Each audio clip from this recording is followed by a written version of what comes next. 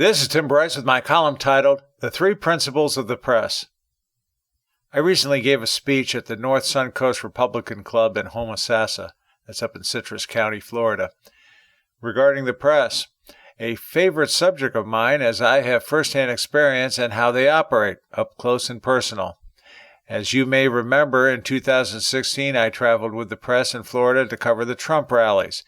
Following this, I wrote a column regarding my experiences.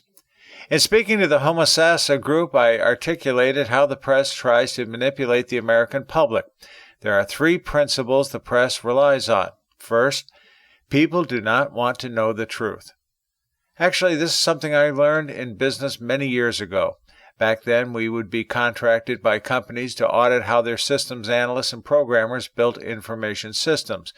We discovered project teams who took a disciplined and methodical approach quietly and professionally went about their business. Even though their projects came in on time and within budget, they were eclipsed by project teams who ran by the seat of their pants in a helter-skelter form of operation. Remarkably, this latter group received accolades from management, not the former. This was a case of the squeaky wheel getting the most oil, which was unfair. Executives didn't like it when we pointed this out. They saw their helter-skelter bunch as firefighters who would come in and rescue software snafus at all hours. When we pointed out their firefighters were actually the chief arsonists, this did not sit well with the executives. What this points out is our beliefs are based on our perceptions, not necessarily what is reality. As an old systems man, I can assure you, if the input is wrong, the output will be wrong. It is therefore essential to control the input, which the news media has mastered for some time now.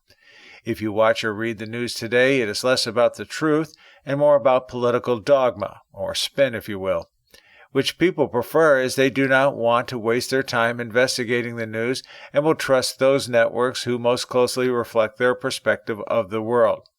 So it is not so much the news media is not telling the truth as it is the people do not honestly want to know it, and the press capitalizes on this fact. Number two, people have a short attention span. As you know, I've been critical of Americans' sense of history. Our young people know little regarding American history, world history, or even trade history, meaning they know little about the past regarding their company and the industry they serve. Consequently, we tend to reinvent things over and over again, not to mention allowing history to repeat itself. Think about it. When it comes to current events, there are a lot of people who cannot remember what happened yesterday, or last week, or on September 11, 2001, or December 7, 1941, or July 4, 1776. Such a mindset makes it easy for the news media to distort the facts. And number three, people are apathetic. The press is cognizant of the fact most Americans are apathetic towards politics and tend to roll with the punches rather than fight City Hall. I have personally met many people over the years who honestly believe our voting system is corrupt and not worth their time to participate. This is sad. Further, between their family and business obligations, people consider their time to be precious, so they prefer having people interpret the news for them. This results in a large class of sheeple, meaning people who are unable to think for themselves and follow the crowd.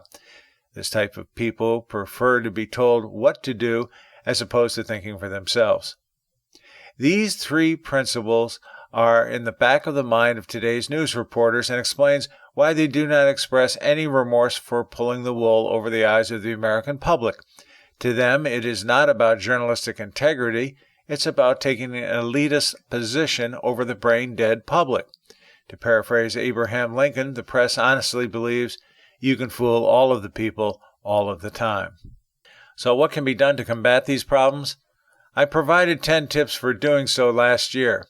Among them, I encourage people to report flagrant errors in news reporting to the FCC.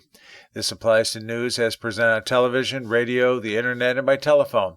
The more complaints, the more effective you will be. Better yet, learn to seek the truth. Pay attention, get active, and don't accept their BS. You'll drive the press crazy. Friends, keep the faith. This is Tim Bryce in Palm Harbor, Florida. Follow me on the internet at timbryce.com.